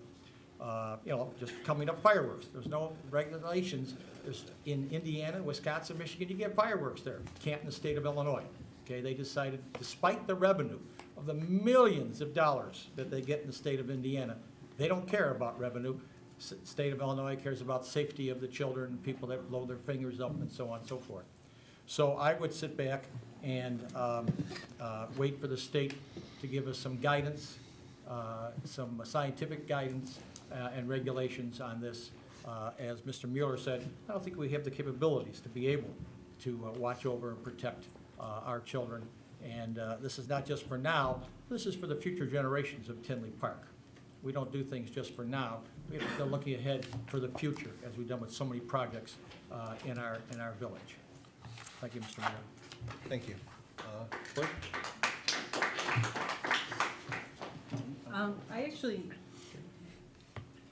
I agree, especially with Trustee Mueller, but I actually have a couple of questions, if that's okay. Sir, John, could you, if you can? So we heard someone say that 95% of the kratom that comes into this country is brought in illegally from Asia. That's not correct. 50% that comes in is marked for process and use. And 90, let me see, I might have that, I got that reversed. If they mark it on it for human consumption, 50% of the people that ship, they'll have human consumption, then it gets flagged at the harbor, and they don't let it in. They delay it, and it takes forever. But if they mark it coming in for processing, more of it can come through. And the only reason it stopped the coming in is because the FDA flags it. It's for no other reason than a bias hatred toward kratom. So if you want to get your kratom in the country without a lot of hassle, you mark it for processing purposes. If you want to get harassed 50% of the time, you mark it for human consumption. But under what category is the processing portion? That is a question for higher up than me. So it's not for human consumption when it says it's for processing? It's a game they play at the import-export level. It's a game the FDA makes them play. I understand that part of it. Okay. Is it in any way marked for animal consumption? It could be. I don't know. I'm not at the docks. Right there is a massive red flag. Oh, there's over 1,000 dietary supplements you get at GNC store right now that come in the same way. I don't disagree with you. Okay. I don't. I got you. And the fact that the FDA allows that is an issue for them to deal with. So my other, I believe the third speaker brought up House Bill 5306 concerning hemp and Delta. Correct, yes. Are you done with me? Sure. But call me back up if you get another question. My other question is, why not just go to the state with this and tack on kratom with that House Bill 5306 and ask them for regulation? Well, on our side, we have nothing to do with kratom. Our concern is more about this general anything hypothetically novel and synthetic. Okay. And that has to do, for example, caffeine in energy drinks is synthesized. I don't need you to explain that Fair any enough. further. So for us, we have nothing to do. My point is, though, why not just get the regulation through the state? right? There is a state bill right now. Okay. Yes. What bill is that concerning Kratom? But I believe it didn't move, it just sitting in the house and died. But right, isn't that why the Kratom industry would hire lobbyists to push that, to try to expedite that through the state? years to get it through the state. Maybe not, you know, I mean, they tend to tack on things and stick them in other bills, they do that all the time. I mean, they do it all the time. Yes, please. Alopecia Awareness Month, they could tack on bills. So House bill what? For the children. I'm going to email it to you. I don't have Okay, it right now. okay, Interesting that's kids, great. eh? Thank you, that's all I needed. That's the biggest thing I see with this, is, it's unregulated. And I don't normally say things like this, but the one thing that the state of Illinois did right, because I don't agree with much that comes out of Springfield at all, but the one thing they did right was the marijuana bill. It's one of the best, and if any of you have never read it, you might want to. It's the way they set it up and the way they track, literally from seed to sale, is phenomenal. And that offers protection, right? It offers protection and could have offered protection to her son. Now, I've heard a number of you stand up here and say it's not addictive, but yet you stood up there and said that 3% is it. But I've heard others say, oh, no, it's not addictive. So you have to understand the conflict that you all have created in this. Some are saying, yes, there's addiction. Some are saying, no, there's not. We can't, I'm sorry, sir, you can't. But you can't expect a local municipality to regulate something when there's so much conflict. You can't put that onus on this municipality. And dangers. And there's, with the way this is written, you know, those stores have 6 months. The main stores, that's their main business, has a year. And again, I highly suggest you get some lobbyists and get down to Springfield and push. And that gives us clarity. Lobbyist effort. Okay, and that's great. But it's unfair to put this onus on a local municipality to create regulations for a drug. If there's an addiction, it's a drug. And you know what? I don't vote. This is just my opinion. It's interesting. You know, I don't vote, but this is my opinion. That's it. You know, I think. And I don't think you warrant a dialogue, so I'll refrain. Maybe I'll send you some more. That was insulting, but okay. Well, I'm You know. following the rules that were presented. But it's just, get the regulation. Get it regulated, and then no one can question. There's a very active effort. We don't want to go Well, back and forth. Is that I it, hope Nance? I hope it works. Yes, Thank you very much. And as far as that House bill, it's sitting in the Rules Committee, because I looked it up, and it hasn't moved since 4/19, and they let it die. Session's over, and they're not moving it, from what it looks like online. Correct this year. And That's a shame. so, 4/19. The conversations are still being held with the Department of Health, but the decision's been made here, from what I can tell, so if you. but like Trustee Shaw said, the timetable is a year. Right. They go back into lame duck, when, Counselor? Well, it's the second and fourth week of November, or the first and third? Second and fourth. So, which is only, what, 4.5 months away from now. We So will it- continue to stay in touch with you. And then if it changes by the time they're done, and they're done usually in, is it March? No, they go back in January, and then they're through to Memorial Day. So they're gonna be in session several times before this even comes to end. So if your lobbyist is able to push this forward and all the work that you guys are doing with the Department of Health, and if you let him be your main speaker, the gentleman next to you, I was like, I wish I owned a business to have him be my CEO and sell, because he's a great speaker. You know, the clerk nailed it though. You're right. And this municipality could actually send its friend and ask him to do this thing right. mean, I'd love to work with y'all on that. So you got something special here. That was a good hit for what I just heard, so. Thank you. So November 12th, 13, 14, 19, 20, 21. so they go back, they'll be back on November 12th. So like I said, it's 4.5 months away, which gives you guys a lot of time to do what you guys do. Mayor Glatz, I appreciate you at least offering that we can continue the conversation, and to the trustees as well So for the- the willingness to potentially still reverse the ban. The door is not closed, it's just we have to take an action. Thank you. And I understand with Trustee Sullivan, I wasn't here last time, but an action has to be taken. Otherwise, we just keep kicking the can down the road, whether, like I said, they have 3 options. I don't vote either. Their options are pass, deny, or table to amend. But one of the things I would, if you come across this somewhere else, what I would recommend, just for your own good, what I struggled with is all these petitions came in, right? And they're sending them. I just went on Google and started looking up the petitions from the top, from the way the PDF came in. The first 4 pages, there's only 1 resident of Tinley Park. So I don't know if that was just, you guys put that out at different stores.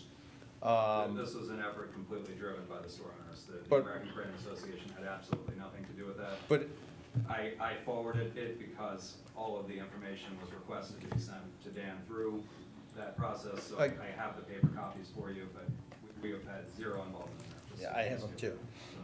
Well, there's 20 more that were given me tonight that I get it, and I completely understand. I'm just telling you from my end, looking at it, it's concerning when you're trying to help pass something. It's not like these are all coming out of a Tinley Park store.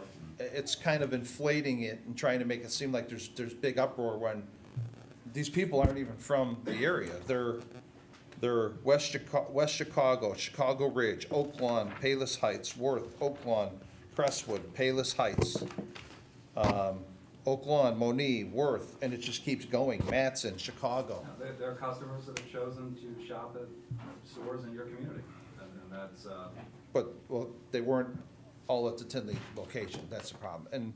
And the other part I had too with trusting on, I trust the speakers on what you're saying, and I get it, you guys are working hard for this. But like I said earlier,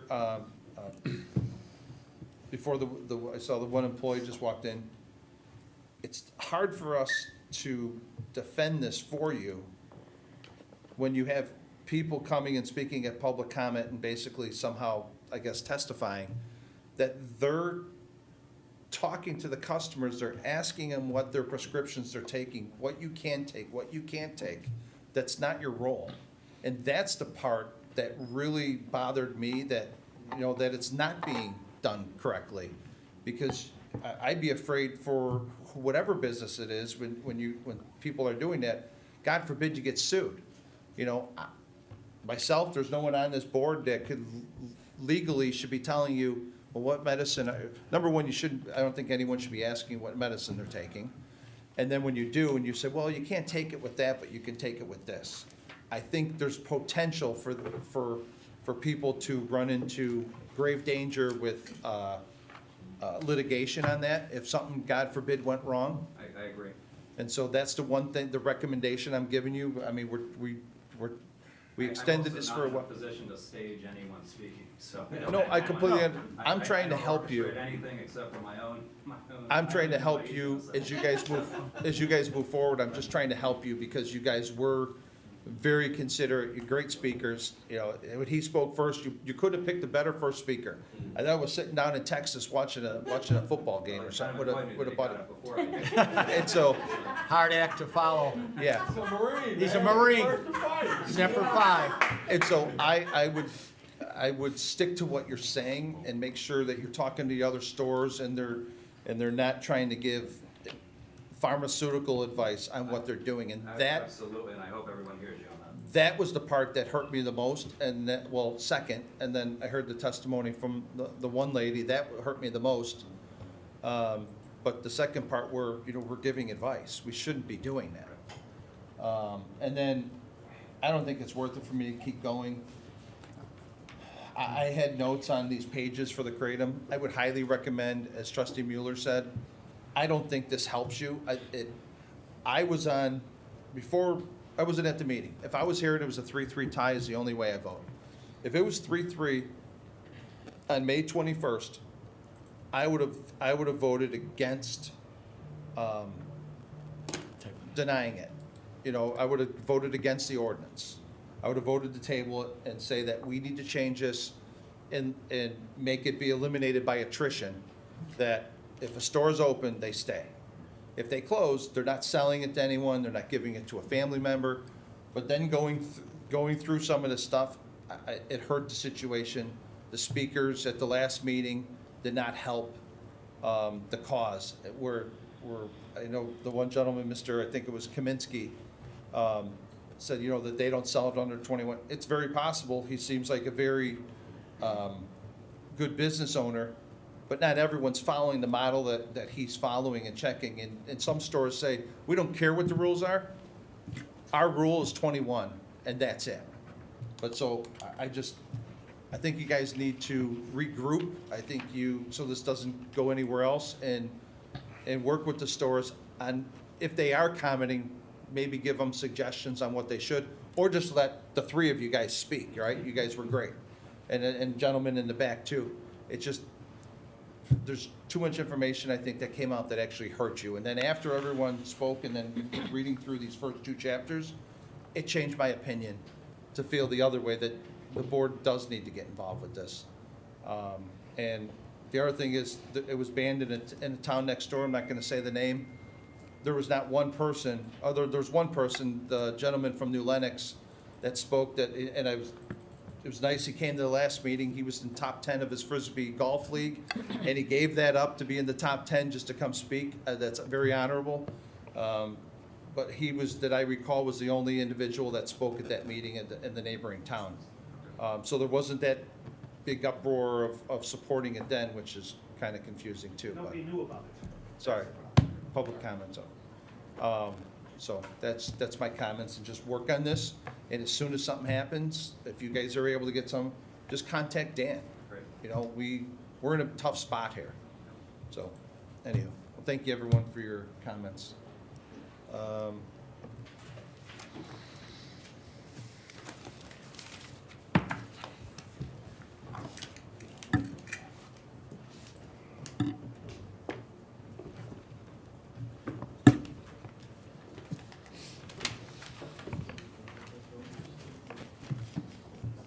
Madam Clerk, will you please call the roll for item 15B?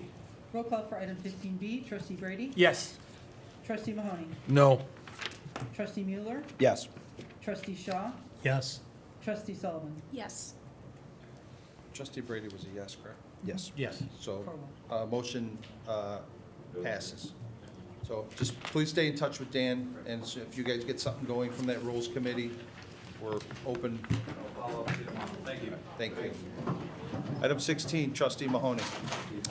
Thank you. I move we consider adopting ordinance 2024-0-032, annexing the property at 17811 Bridgeland Avenue to the Village of Tinley Park. I'll happily second that motion.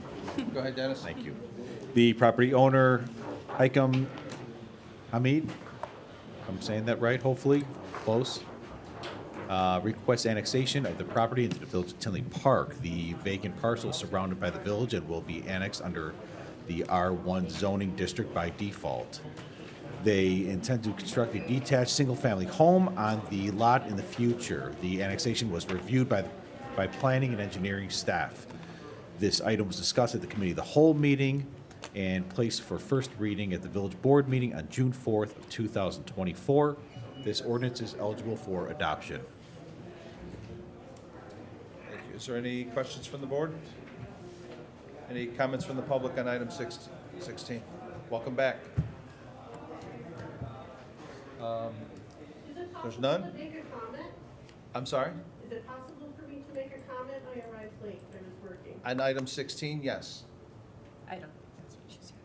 We just had public comment. We had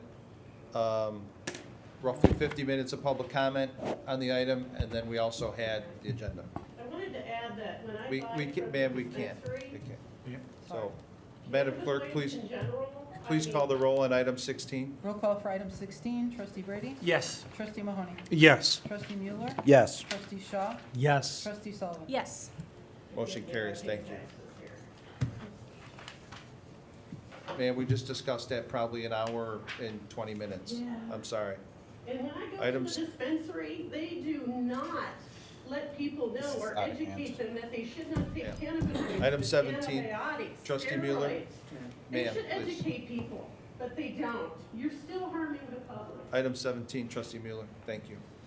I move we consider adopting ordinance 2024-0-035, amending Chapter 79, Schedule I, parking prohibited of the Village of Tinley Park. I will second that. This ordinance adds the parking pad located at 174th and Ozark Avenue to the list of prohibited parking. This item was discussed at the Committee of the Whole, held just prior to this meeting, and is eligible for adoption tonight. Mr. Mayor, I'd like to make Thank a comment on this. Yes, sir. Mr. Shaw. So I really don't want to belabor this item here. I understand why we have it. I'm not in favor of it, not necessarily on the merits of this item alone, but on principle, I don't believe it's something that the village should be getting involved in. And historically, when we look at the entire laundry list of spaces that fall into this, I'm actually advocating that it's something we take a much closer look at as part of the comprehensive plan review. When I look at that huge list going back to the 70s of some of these things, I can't agree with a lot of them that are on there. And this particular one, where it's more than just a no parking, it's like a whole permitting process and all that, I just can't, I'm not on board with it. But Thank you, Ken. Before we make any other comment, sir, your item is passed. If you would like to stay, great. If not, it's all passed. Welcome to the Village of Yeah. Tinley. You're very welcome. Thank you. Hope it's a beautiful house. Have a good night. Before anyone, make sure there's no confusion on this, and especially Ken, before Debbie charges the dais on you. So this is a situation that was not created by anyone in this room. This was a situation a long time ago. Staff worked with the homeowner because they had a lot of peat, and there was houses that were sinking. And the village, to help those residents, where we're very thankful that we had such a great board back then, they bought the homes, correct me if I'm wrong, John, they bought the homes that were sinking in that area. And then you guys put a lift station on one of the areas, correct? Yes, sir. And so what happened is back then, because they already had the driveways, because the houses that were there, they allowed the homeowner to pay, sorry, they didn't have a driveway. They allowed the homeowners back then to pay for that driveway that's there currently. So Debbie and Joe being 50% of that driveway that was put in, and then the other individual that was there no longer lives there. And so then Debbie and Joe, since they paid for it, and they're the last survivors of that concrete, will have sole possession of that property because they paid for it. Again, nothing done by this board or anyone, our staff, it was agreement they made. And so then she would have parking passes, and the young family that bought the house from the previous owner, who I think, did they move or did they pass? The previous owner Yeah. that lived there, they moved. They moved. And so, and then since they have a parking issue, they are gonna graciously, they have 2 spots that they paid for, they're gonna allow them to park one, and then they will park their other car at that spot that they paid for. So, just so everyone knows the background of that. Very well That's it. explained. I got No, you, I want you charging. yeah, just so I'm clear on where I'm standing on, it really has nothing to do with your situation per se. I'm just not in favor of this sort of thing. But it does, And- because it's created havoc in this particular neighborhood. Debbie, could you come up to the microphone? Oh, my pleasure. I'm back. Anyways, it has had to come to your attention because sure. People think it's a it communal has spot, right? created havoc. The police have been called multiple times because now neighbors are fighting over this particular spot, which has never been a problem previous to this. Over 26 years, it's never been a problem. Now, in the last year, since I've been coming to meetings, it's been a problem. And I've showed receipts for the cement that we paid for to John and to the mayor. And, unfortunately, I've had to come to the village for this, because you guys own where those houses were as well. And because of the no parking situation, so you see my dilemma. As a tax-paying citizen, you guys that's your job to help us resolve this issue we have going here, And then, which I hope you can. so between our police chief, John Urbanski, our other village attorney, Luann, who's not a discount attorney, they worked on this together with the residents and it came to this resolution. Yeah, we did. Question, is there going to be signs there that say no parking? Parking prohibited? I've seen it That in was other my parts of- understanding. They I've were seen going to it- put up signs that says permit parking. Okay. Trustee Brady, we'll be working with our parking enforcement officer. to- And that would I be have 2 some in my parking neighborhood passes, that which is my don't allow understanding, parking. right? By the So- schools. So let me clarify this, because I prefaced it by saying I don't want to belabor the point here, and then proceeded to do that. It's been a long meeting. I know. Already, okay? Yeah. So I just didn't wanted know to we be were on gonna argue over record. drugs all night. I just want to be on record about this type of situation, and I appreciate how you got into it, and frankly, it was nobody on the current board. And so one of the things that I think is a saving grace is, and I'm sure an attorney put this in there, that there's a lifespan, there's an expiration on the agreement. The life of the agreement is 20 years, or at the time you're no longer a Well, resident. I hope to live 20 years, yeah, that's great. To me, it's not in perpetuity, because then at some point, if the concrete needs to be replaced, and then you replace it, and, then, it's got another 30 years out of it there, it just goes on forever, and I'm just not in favor of these kind of special situations, although I fully acknowledge it's a special situation, right? So I just wanted to make sure Okay. we're clear on that. I'm not really in favor of the special situation, but I appreciate that we've baked in some safeguards in here. So, all right? Yeah. Thank you, sir. Well, We'll get to that. don't need to vote on it. I'm not in a hurry by no means. Joe's never in a hurry. good. if you And then guys Debbie, know. did you have something else kind of tied to this item for John Urbanski about the, Yeah, I want to thank him for all his Flooding. help. I want to thank all you guys for everything you've done for, the property. Ever since I've been coming to the meeting, cleaning it up, making water flow? making it flow. It's still not flowing as well as it should be, but it's there. It's getting there. He's got And- another solution for you. I know, it's a process, right, John? Yep, It's a yep. process. So John and the Public Works team have, But I do want to lot of- commend you, and I'll get to John in a minute, because I know I'm going to commend John once that river flows. But I do want to commend you, and I do want to commend the chief of police, because you guys put that speedometer thing up on that 175th Street, and I want to tell you, the cars that slow down on that street is amazing. And does it detect how many cars actually go over the speed limit? It keeps a lot of different statistics. we can't tell you the details of it, because then I don't want to know the details, but I don't care about the details. But as a citizen of Tinley Park, and as a president of a VFW, I'm not a president of this VFW in Tinley Park, but because I am a citizen of this town, I want to recognize you guys as a good job award. Because what I see happening in this village, I am really proud to be a citizen of it. And I want to thank you for working on the things that I'm bringing to you guys as problems. So. Let's take a picture. Could we take a picture with you? fit village president. Could we take a picture? Could we come down and take a picture with you? Yes, good idea. We'll come down there.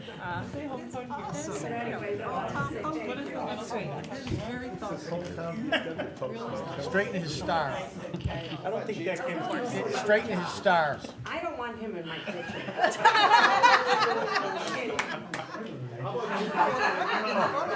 Anybody could be in the picture. John, look at my husband over there like, oh my. What about John? That's awesome.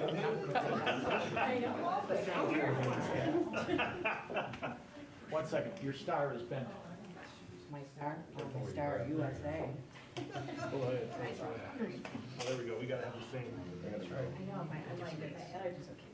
Come on, everybody. Cheers. You went back to his other side. All right, let's go, here we go. All right, we got it, thank you. Thank you for everything. Thank you. And I just want to tell you guys that, as president of the VFW in hometown, I went to Springfield this weekend, we were talking about Springfield, and I did win first place in the state of Illinois. Thank you very much. I won for the poppies. Oh, For good. first place in the state of Illinois. So now you could vote on my driveway, and John, you're next. Thank you. It'll be bigger, right? That water flows, That water flows. but it hasn't rained in a week. Where's Ken? Oh, I know. What's great about this, Debbie, is Chief Steve Klontz and myself were born and raised in hometown, so this means a lot. See? Thank you.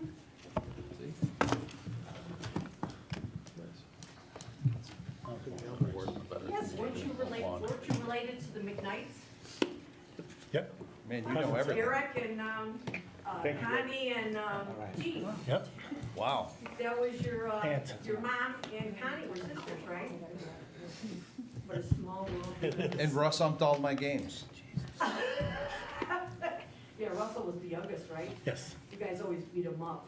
Okay. All right, moving along. Get an award away from him. Item 17, will you please call the roll for Debbie and Joe? Roll call for item 17, trustee Brady? Yes. Trustee Mahoney? Yes. Trustee Mueller? Yes. Trustee Shaw? Yes. Trustee Sullivan? Yes. He's going for an award. You won him over.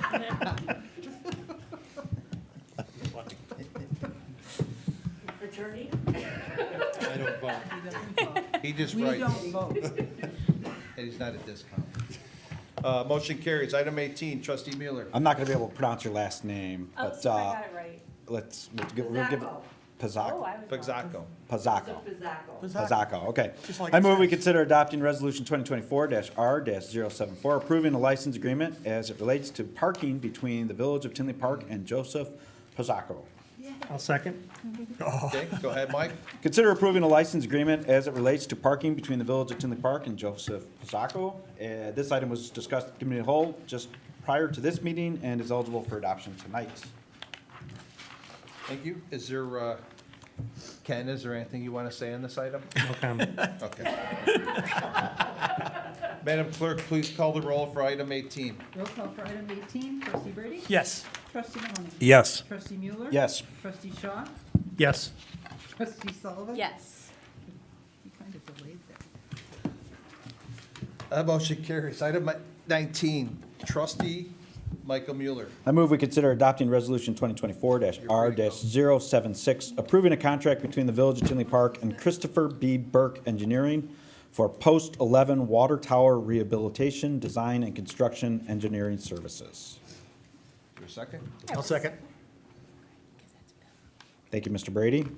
Please consider approving a contract with Christopher B. Burke Engineering LTD in the amount of $156,476. This item was discussed at the Committee of the Whole, held just prior to this meeting, and is eligible for adoption tonight. Thank you. Any questions or comments from the board? No? Any comments from the public? No? Good night, guys. Joe. Good night, Deb. Bye, guys. Take care. Madam Clerk, please call the roll. Roll call for item 19, trustee Brady? Yes. Trustee Mahoney? Yes. Trustee Mueller? Yes. Trustee Shaw? Yes. Trustee Sullivan? Yes. Motion carries. Thank you, everyone. Item 20, trustee Michael Mueller. I move we consider adopting ordinance 2024-0-034, approving the disposal of surplus personal property owned by the Village of Tinley Park, Public Works, fleet, vehicles, and equipment. Second, is there a second? I will second that. Thank you. Go ahead, Mike. Please consider approving the Public Works vehicle equipment list for disposal. This item was discussed at the Committee of the Whole, held just prior to this meeting, and is eligible for adoption tonight.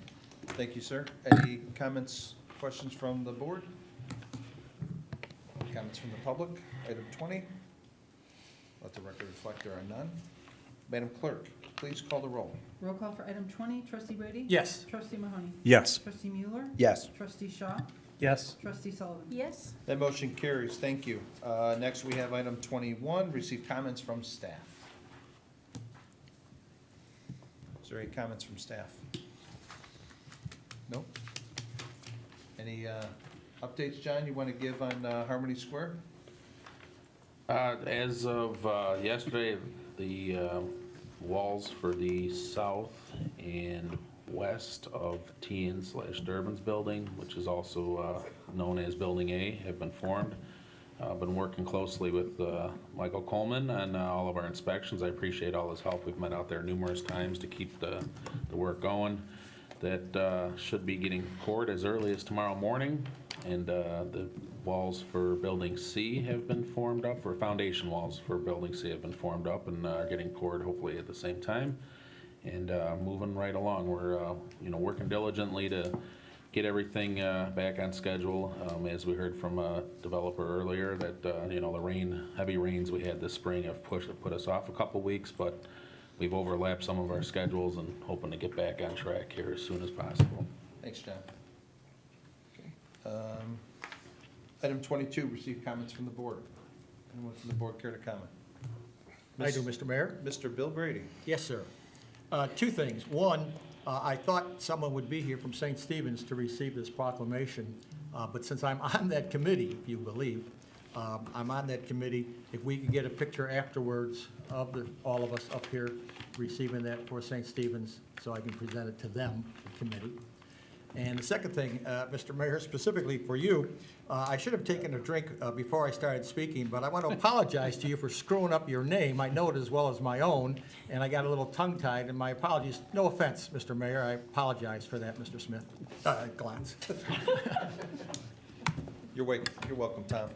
No problem, thank you. Enjoy your donuts. Anyone else from the board care to comment? Nope. Next, we have item number 24. Can I have a motion to adjourn to executive session to discuss A, the appointment, employment, compensation, discipline, performance, or dismissal of specific employees of the public body or legal counsel for the public body, including hearing testimony on a complaint lodged against an employee of the public body or against legal counsel for the public body to determine its validity. Is there a motion? I'll make the motion.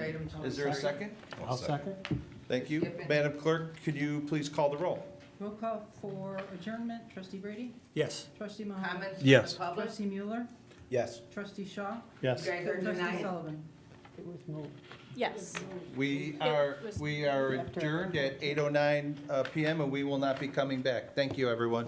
Have a good night. It was moved.